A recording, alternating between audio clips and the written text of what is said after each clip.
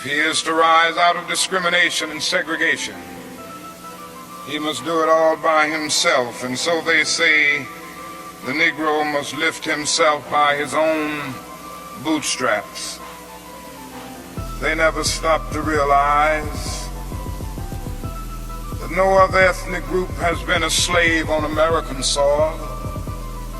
The people who say this never stop to realize that the nation made the black man's color a stigma. But beyond this, they never stop to realize the debt that they owe a people who were kept in slavery 244 years. Kept in slavery 244 years. Who were kept in slavery 244 years. In 1863, the Negro was told that he was free as a result of the Emancipation Proclamation being signed by Abraham Lincoln. But he was not given any land to make that freedom meaningful.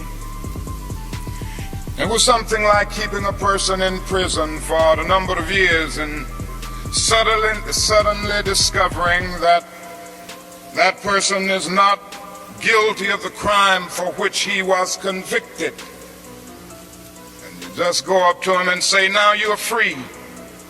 But you don't give him any bus fare to get to town.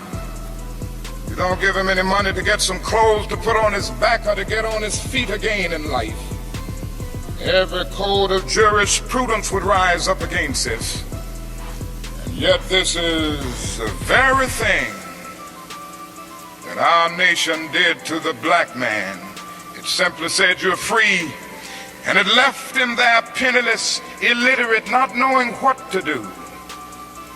And the irony of it all is that at the same time the nation failed to do anything for the black man, through an act of Congress, it was giving away millions of acres of land in the West and the Midwest, which meant that it was willing to undergird its white peasants from Europe with an economic floor. But not only did it give the land, it built land-grant colleges to teach them how to farm. Through an act of Congress, it was giving away millions of acres of land in the West and the Midwest, which meant that it was willing to undergird its white peasants from Europe. Its white peasants from Europe with an economic floor. But not only did it give the land, it built land-grant colleges to teach them how to farm.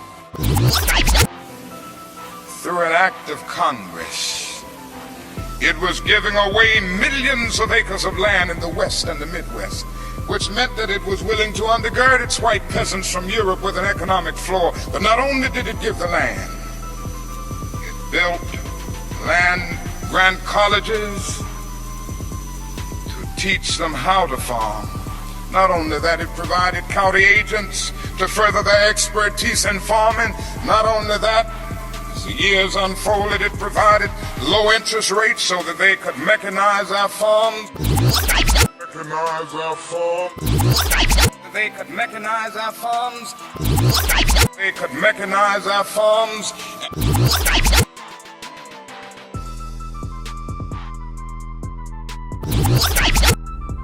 Abused and scorned though we may be, our destiny is tied up in the destiny of America.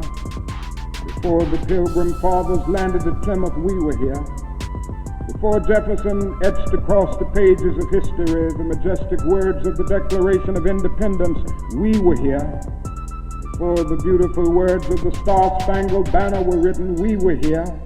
And for more than 2 centuries, our forebears labored here without wages. They made cotton king.